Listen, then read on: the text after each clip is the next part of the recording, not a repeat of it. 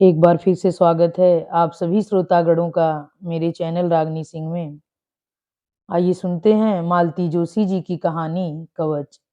तो चलिए शुरू करते हैं कहानी कवच। विनय कमरे में बैठा हुआ शून्य दृष्टि से छत की कड़ियां गिन रहा था। बड़ी मुद्दत के बाद उसे यह एकांत नसीब हुआ था, नहीं तो सारा घर जैसे कोलाहल में डूब गया था। जाने कहां कहां के अनदेखे अनजाने रिश्तेदार जुटाए थे, जो उसे एक पल को भी अकेला नहीं छोड़ते थे। भाभियों, चाचियों और बुआओं के हुजूम से वह तंग आ गया था। चाचा और ताऊ लोगों के नामों में अक्सर गड़बड़ हो जाती थी और उसे लज्जित होना पड़ता था। इन सबसे निजात पाने के लिए वह चुपके से रोज शाम को हवाखोरी के लिए निकल जाता था, पर कल से इस पर भी बंदिश लग गई थी। हल्दी जो चढ़ गई थी, अब तो कमरे की उमस भरी कैद पर उसकी नियति थी। यूं घर में घूमने फिरने की उसे पूरी आजादी थी, पर उसका ही मन नहीं होता था। इतने सारे अनजान चेहरे, इतनी सारी घूरती आंखें वह बर्दाश्त नहीं कर पाता था। वह अक्सर यही सोचता था कि ये सब लोग तब कहाँ थे, जब जिंदगी के कटीले पथ पर उसके और माँ के पांव लहूलुहान हो रहे थे। अचानक किसी अज्ञात कोने से टिड्डी दल की तरह उतर आए ये लोग उसे जरा भी अपने नहीं लग रहे थे। वह किसी से भी घुल मिल नहीं पा रहा था और लोगों ने इसे शहरी अहंकार की संज्ञा दे डाली थी। पर वह क्या करे, यहाँ आकर जैसे वह हंसना बोलना ही भूल गया था। प्यास के मारे गले में कांटे से उगाए थे। सुराही का पानी कब से खत्म हो चुका था। उसने आवाज दी, सुम्मी, एक गिलास पानी तो दे जाना। आवाज देते देते ही उसने जीभ काट ली। माँ सुनेगी तो जरूर नाराज होगी। घर में इतनी लड़कियां हैं, सिर्फ सुम्मी की ही गुहार लगती है तो वे बुरा मान जाती हैं। उसने कोई और नाम याद करने की चेष्टा की, पर उसकी व्यर्थता पर खुद ही झेप कर रह गया। इस नक्कार खाने में उसकी तूती सुनेगा कौन। रोज की तरह आंखें आंगन में जुड़ आई थीं और ढोलक शुरू हो गई थी। उधर भट्ठी के पास ताई जी हलवाई से उलझ रही थीं। बिजली की फिटिंग करने वाले छत पर गला फाड़ कर चिल्ला रहे थे। इन सबको लांघता बच्चों का शोर, उफ, लगता था कि कान ही फट जाएंगे। पानी की तलब इतनी तीव्र थी कि वह खुद ही नीचे उतर आया।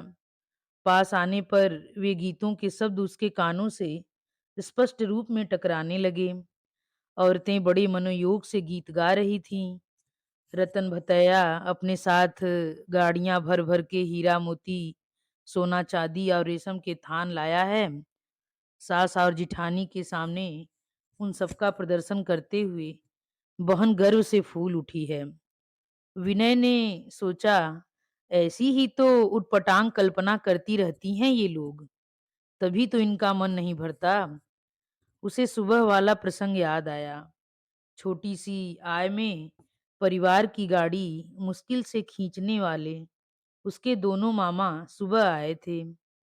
अपनी शक्ति से बेचारे बहुत ज्यादा लाए थे, फिर भी सबके मुंह फूल गए थे।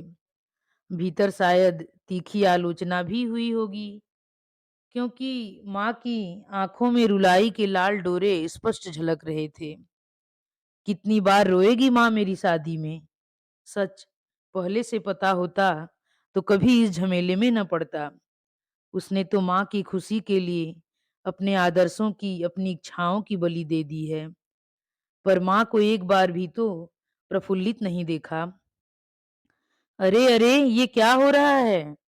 ताई जी की कड़कदार आवाज से वह सहम गया। एक हाथ में गिलास और दूसरे में लोटा लिए पत्थर की मूर्ति सा खड़ा हो गया। ताई जी अपनी भारी भरकम देह समेटते हुए उसके पास आईं। अपने हाथ में उसका गिलास भरती हुई उसी रोबदार आवाज में चिल्लाईं, ये लड़कियां कहाँ मर गईं सब। एक गिलास पानी ऊपर नहीं पहुंचा सकती। बेचारा लड़का खुद नीचे उतर कर आया है। उनकी इस डाँट के फलस्वरूप यहाँ-वहाँ से कई सहमे-सहमे चेहरे झाँकने लगे थे। ढोलक के गीत भी क्षण भर को थम गए थे। इस अप्रत्याशित रसभंग की निमित्त अपने को जानकर विनय को बहुत संकोच हो आया। वह उल्टे पैरों कमरे में लौट गया और पूर्ववत बिस्तर पर लेटकर छत की कड़ियां गिनने लगा। पर इस बार यह एकांत अधिक देर तक नहीं चला। लड़कियों की एक पूरी फौज कमरे में घुस आई थी। किसी के हाथ में शरबत था, तो कोई ताजा भरी सुराही उठा लाई थी। कोई बुआ जी के डिब्बे में से दो लगे लगाए पान चुरा लाई थी, तो कोई मिठाई और नमकीन की प्लेट लगा लाई थी। फिर मनुहारों का दौर शुरू हुआ। विनय तो अचकचा गया। यह सब किसी न किसी रिश्ते से उसकी बहने लगती थी, पर सबके नाम तक उसे मालूम नहीं थे। उसने ताई जी की बड़ी लड़की को ही लक्ष्य करके कहा, क्या बात है, तुम लोग बहुत ज्यादा मक्खनबाजी कर रही हो। उसने यूं ही एक बात कह दी थी, पर लड़कियों के चेहरे उत्तेजना से तमतमा उठे। क्षण भर कुछ कानाफूसी हुई। फिर स्मिता ने, जो सबकी लीडर बनी हुई थी, कहा, मक्खनबाजी की कोई बात नहीं है दादा भाई। नाश्ता तो आपके लिए स्पेशली भेजा गया है। पर आप करना चाहें तो एक काम कर सकते हैं। क्या? हम सब लोग आपकी बारात में चलना चाहती हैं। आप अम्मा बाबूजी से हमारी सिफारिश कर दीजिए प्लीज। बात तो सिर्फ स्मिता ने की थी, पर उसका यह प्लीज जैसे सब लड़कियों की आंखों में उतर आया था। वे सब बड़ी आशा से उसे देख रही थीं। सुम्मी भी। उसे बड़ी खुशी हुई कि कम से कम सुम्मी ने अपने को एडजस्ट कर लिया है। वह इतनी सारी सहेलियां पाकर प्रसन्न है, सबके साथ खूब घुल मिल गई है। सुनो, उसने गंभीरता ओढ़कर कहा। कहिए। दो दर्जन उत्सुक आंखें उस पर टंग गईं। तुम लोगों की सिफारिश तो मैं बाद में करूंगा। पहले यह तो पता लगाओ कि बारात में मुझे भी जाना है या नहीं। मेरी भी सिफारिश कर दो ना प्लीज। धत, लड़कियों ने कहा और सब खिलखिलाकर हंस पड़ी। सुम्मी भी। बहुत दिनों बाद विनय भी खुलकर हंस सका था, इसलिए काफी हल्का अनुभव कर रहा था। पर जैसे ही वह खिलखिलाता चहकता जुलूस सीढ़ियां उतर गया, उदासी फिर उस पर हावी हो बैठी। मजाक में ही कही थी उसने यह बात, पर एकदम गलत तो नहीं थी। उसकी अपनी शादी हो रही थी, पर अधिकार अब तो सारे ताऊजी के हाथ में थे। जैसा वे चाहेंगे वही तो होना था। सचमुच अगर कुमकुम पत्रिकाओं में वर के स्थान पर उसका नाम न छपा होता, तो उसे कभी विश्वास ही न होता कि ये सारे आयोजन उसी के विवाह के उपलक्ष्य में हो रहे हैं। वह कहीं से भी अपने को इस उत्सव से जोड़ नहीं पा रहा है। लगता है जैसे वह तो मोहरा मात्र है, चालें तो सब ताऊ जी को ही चलनी है।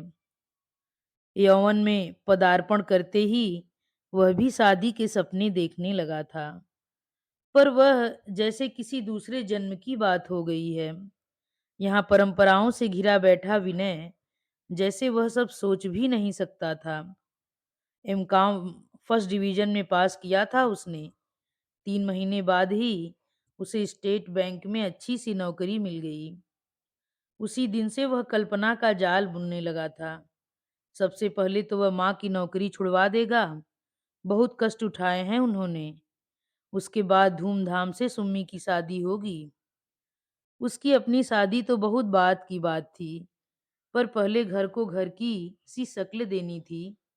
वहां था ही क्या, 4 टूटे फूटे बर्तन और पुरानी सी चारपाइयाँ।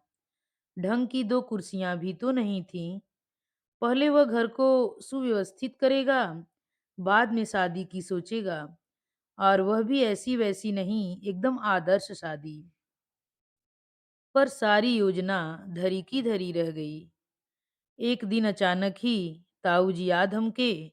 आते ही फरमान जारी हुआ, अमुक जगह बात पक्की कर आया हूँ, चाहो तो लड़की देख आओ। वह तो सन्न रह गया।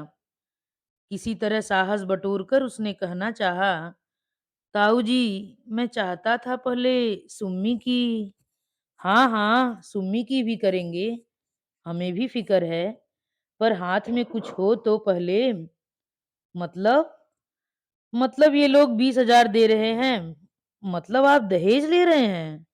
बिल्कुल ले रहे हैं, दुनिया ले रही है।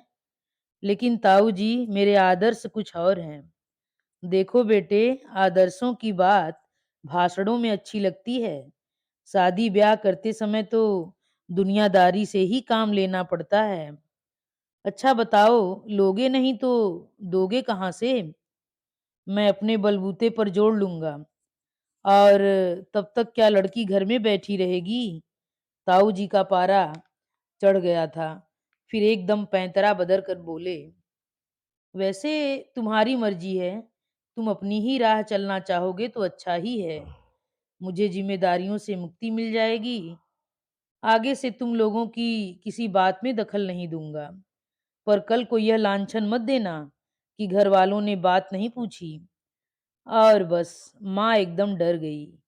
लगा कि सचमुच घर के बड़े बूढ़े हाथ खींच लेंगे तो कल को बच्चों के लिए रिश्ता कौन लाएगा। विनय के सारे तर्क माँ के इस भय के आगे परास्त हो गए। माँ की खुशी को उसने हमेशा सर्वोपरि माना है। उन्हीं के लिए पिता के पुश्तैनी घर से शादी करने के लिए भी उसने राजी होना पड़ा। अब कितना पछता रहा है विनय। विनय, तुम्हारे कितने दोस्त आ रहे हैं? मेरे? हैरान था विनय। इस बारे में तो उसने सोचा ही नहीं था। मेरा मतलब है, यहाँ आएंगे या वहीं मेरठ पहुंच जाएंगे? ताऊ जी ने अपनी बात स्पष्ट की। यहीं आएंगे तब भी कोई हर्ज नहीं है बड़े भैया। चाचा जी बोले, ठाकुर साहब की जीप तो चल रही है, विनय और उसके दोस्त उसमें चले चलेंगे। बाकी लोगों के लिए बसें हैं ही। बसें? कितनी बसें चल रही हैं? दो। दो बसों का क्या होगा चाचा जी? अरे यह कहो कि दो बसों से क्या होगा, समझे? देखो बेटे, ताऊ जी समझाते हुए बोले, जिंदगी भर दूसरों की बारात में जाते रहे हैं, सबको बुलाने का मौका तो अब मिला है। बिट्टू की शादी तक पता नहीं हम रहें कि न रहें। विनय समझ गया, बिट्टू अपनी 5 बहनों के बाद इस धरती पर अवतीर्ण हुए हैं। इसी का खमियाजा विनय की ससुराल वालों को भुगतना पड़ रहा है।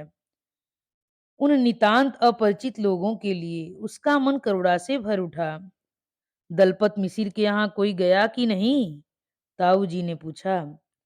मैं गया था, बिट्टू ने बताया। कह रहे थे कि आएंगे तो 4-5 चेलों को भी साथ लाएंगे। लाने दो, क्या फर्क पड़ता है। ये दलपत मिसिर कौन है? उसने भोले से पूछा। रौनक है मोहल्ले की। एक बैठक में पूरी 5 किलो मिठाई डकार जाता है, पूरी कचौड़ी अलग। चेले साथ हों तो फिर कहना ही क्या, मेरठ वाले भी याद करेंगे कि कोई बारात आई थी। एक बार फिर उसका मन मेरठ वालों के लिए पसीज उठा। एक ठो गाने वाली पार्टी साथ होती तो मजा आ जाता। किसी ने हसरत हाजिर की। अरे अब उसका रिवाज कहाँ रहा। अब तो बैंड चले हैं, एक से एक शानदार बैंड। अपना जो बैंड तय हुआ है ना, चाचा जी ने गर्व के साथ सूचना दी। 500 रुपए फीस घंटा के हिसाब से तय हुआ है। पूरे 60 आदमी होंगे। मास्टर बोला कि जरी की वर्दी का चार्ज अलग होगा। मैंने कहा कोई परवाह नहीं, पर शो जमना चाहिए। उपस्थित सभी लोगों ने चाचा जी की सूझबूझ की दाद दी और दूसरे मसलों पर चर्चा शुरू हो गई। पर विनय का दिल बैठने लगा था। दो दो बसें, एक जीप, इतना महंगा बैंड, आतिशबाजी कहाँ से आएगा? इतना खर्च कौन करेगा? क्या उन्हीं 20,000 रुपयों की होली जलाई जा रही है? वह इस दहेज के सख्त खिलाफ था, पर उसने चाहा था कि जब लिए ही हैं तो उन्हें सुम्मी के लिए फिक्स डिपॉजिट में रख दें। पर लगन के बाद से वे रुपए देखने को भी नहीं मिले थे। उसमें कुछ पूछने का साहस भी नहीं था। वैसे भी माँ ने कसम दे दी थी कि उन पैसों की चर्चा भी न चलाना। माँ बेचारी खुद चक्रव्यूह में फंस गई थी। बेटे की शादी को लेकर उन्होंने कई सपने संजोए थे। अपनी कल्पना में बहू को तरह-तरह से सजाया संवारा था, पर अपने मन से करने का साहस उनमें नहीं था। अपनी संचित सारी पूंजी उन्होंने ताऊ जी के चरणों में डाल दी थी। बहुत बड़ी रकम नहीं थी वह, पर बहू के लिए काफी थी। पर चढ़ाने के लिए जैसे जेवर और कपड़े रखे जा रहे थे, उन्हें देखकर मन खट्टा हो गया था। वे खून के आंसू पीकर रह गई थीं। ये जो व्यर्थ की तामझाम हो रही थी, उसका 10वां हिस्सा ही अगर बहू के काम आता। विनय, क्या तय किया है तुमने? फ्रिज लोगे या स्कूटर? जी, बड़ी दीदी के प्रश्न पर विनय चौंक पड़ा था। वह कुछ कहे इससे पहले ही छोटी दीदी बोली, फ्रिज तो बाद में खरीदा जा सकता है। तुम तो स्कूटर लेना, घूमने घामने के काम आएगा। लेकिन देखना वेस्पा या लम्ब्रेटा ही लेना, नहीं तो कोई भी सड़ा सा मॉडल पकड़ा देंगे। लेकिन दीदी, बड़ी मुश्किल से उसे बोलने का अवसर मिल पाया।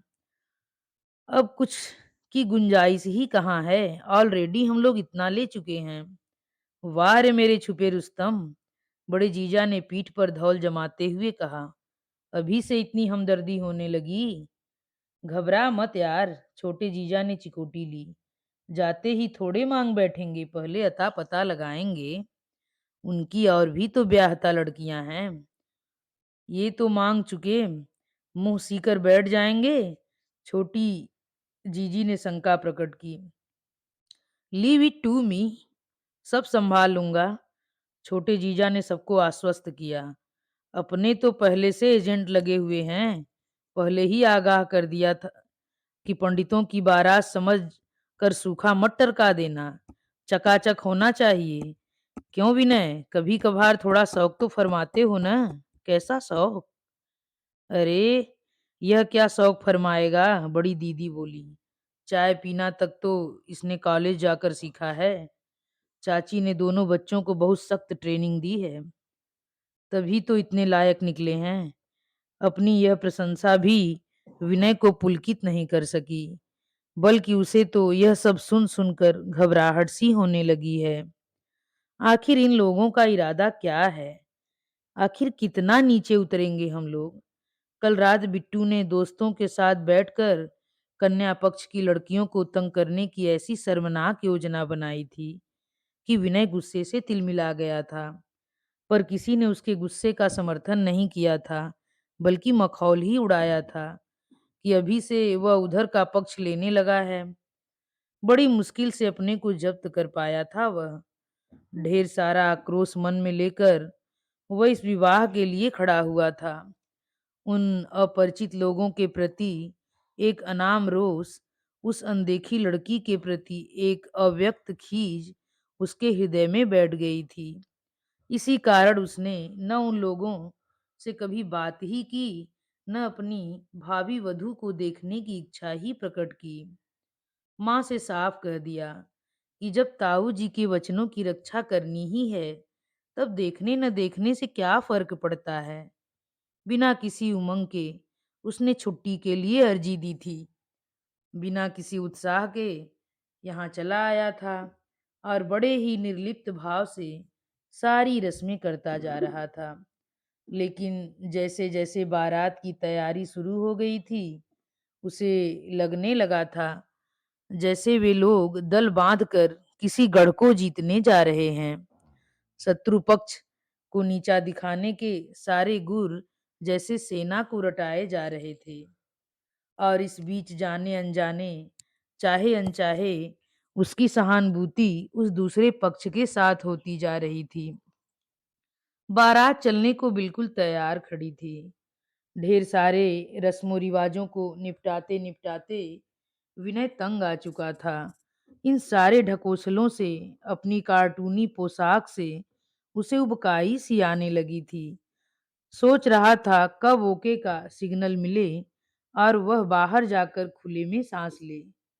चलने की वेला हुई तो पैर छूने का दौर शुरू हुआ। औरतों की उस भीड़ में चाची, बुआ, ताई, दीदी आदि के पैर पड़ता हुआ वह माँ को खोजने लगा। पर उस अपार भीड़ में वे कहीं नहीं थीं। माँ कहाँ है? सुम्मी से टकराते ही उसने धीरे से पूछा। सुम्मी ने भीतर आंगन की ओर इशारा कर दिया। उस भीड़ को चीरता हुआ विनय तीर की तरह अंदर चला आया। आंगन में तुलसी के चौरे के पास चुपचाप खड़ी माँ निःशब्द रो रही थी। जब जब गांव किसी की शादी में आना पड़ा है, माँ को इसी तरह उदास, उपेक्षित और निराभरण देखा है। शहर में रहती हैं तो नौकरी के बहाने कुछ पहन ओढ़ भी लेती हैं, पर यहाँ आते ही एक जबरदस्ती का वैराग्य जैसे उन पर लाद दिया जाता है। हर शादी में आज तक यही होता आया है, पर क्या अपने बेटे की शादी में भी माँ ऐसे ही अनादरित रहेंगी? माँ के प्रति ममता से उसका मन भर आया। उनके पैर छूने की बजाय उसने उन्हें अंक में भर लिया। वह जान गया था कि इस समय माँ को सांत्वना की आवश्यकता है, श्रद्धा की नहीं। अरे विनय, कहाँ रह गया तू? पंडित जी उधर जल्दी मचा रहे हैं ना? झमझम करती बुआ अंदर आईं तो माँ बेटे दोनों छिटक कर खड़े हो गए। पीछे पीछे अक्षत रोली का थाल लिए ताई जी भी चली आईं। बोली तो कुछ नहीं, पर उनकी कठोर मुख मुद्रा पर शिकायत साफ झलक रही थी। वह सजी धजी आकृतियां और वह रोली का थाल, विनय को पता नहीं एकदम क्या सूझा। उसने एकाएक वह थाल माँ के आगे करते हुए कहा, मेरा टीका करो माँ। माँ विस्फारित नेत्रों से उसे देखती रह गई। ऐसे क्यों देख रही हो माँ? जब भी परीक्षा के लिए या इंटरव्यू के लिए घर से चला हूँ, तुमने आशीर्वाद दिया है। आज तो जीवन की सबसे बड़ी, सबसे कठिन परीक्षा देने जा रहा हूँ। आज आशीर्वाद नहीं दोगी? माँ प्रस्तर मूर्ति सी निश्चल बनी रहीं। उनके आंसू भी जैसे पलकों पर ही जमकर रह गए। बुआ एकदम अधीर हो उठी। थाल लेने की चेष्टा करते हुए बोली, समझता तो कुछ है नहीं, बस जिद किए जाएगा। बाहर चल जल्दी, भैया नाराज हो रहे हैं। पर आरती का थाल उनके हाथ में न आ सका। विनय उसे बहुत दृढ़ता से पकड़े हुए था। उससे भी दृढ़, उससे भी सख्त स्वर में उसने कहा, बुआ जी मैं बच्चा नहीं हूँ, सब समझता हूँ, पर आप भी इतना जान लीजिए कि माँ से अधिक मंगलमय मेरे लिए कुछ नहीं है। यदि उनके किए मेरा कल्याण होता है, तो फिर मेरा कल्याण संसार की कोई भी शक्ति नहीं कर सकती। सिर्फ कहकर ही उसने संतोष नहीं किया। उसने माँ की उंगली पकड़कर रोली में डुबोई और माथे से छुआ भी। फिर उनके पैर छूता हुआ सर से बाहर निकल गया। वह जानता था कि उसके जाते ही माँ भरभरा कर रो पड़ेंगी, पर उसने चिंता नहीं की। वह समझ गया था कि घर भर की आंखें उसे खा जाने वाली नजरों से देख रही हैं, पर उसने परवाह नहीं की। वह उसी तरह सिर उठाए बाहर आया और सजी सजाई जीप में तनकर बैठ गया। अब न उसे ताऊ जी का डर था, न ताई जी का। एकाएक जैसे उसमें शक्ति का संचार हो गया था। उसने सोच लिया था कि अब अगर कोई बाराती वहां उटपटांग हरकतें करेगा तो वह सख्ती से डपट देगा। बिट्टू की कोई बदतमीजी वह बर्दाश्त नहीं करेगा। ताऊ जी या जीजा लोग लेन देन पर चकचक करेंगे तो वह पत्थर की तरह अड़ जाएगा। पता नहीं क्यों उसे विश्वास हो गया था कि वह अकेले इन सबसे लोहा ले सकता है। माँ के मंगलमय आशीर्वाद का कवच जो था उसके पास। इसी शब्दों के साथ यह कहानी समाप्त होती है। आप सभी श्रोतागणों से मेरा विनम्र अनुरोध है कि अगर माँ और बेटे के प्रेम से भीगी हुई यह कहानी पसंद आए तो कृपया मेरे चैनल को सब्सक्राइब, लाइक और बेल आइकन को दबाना मत भूलिएगा। धन्यवाद।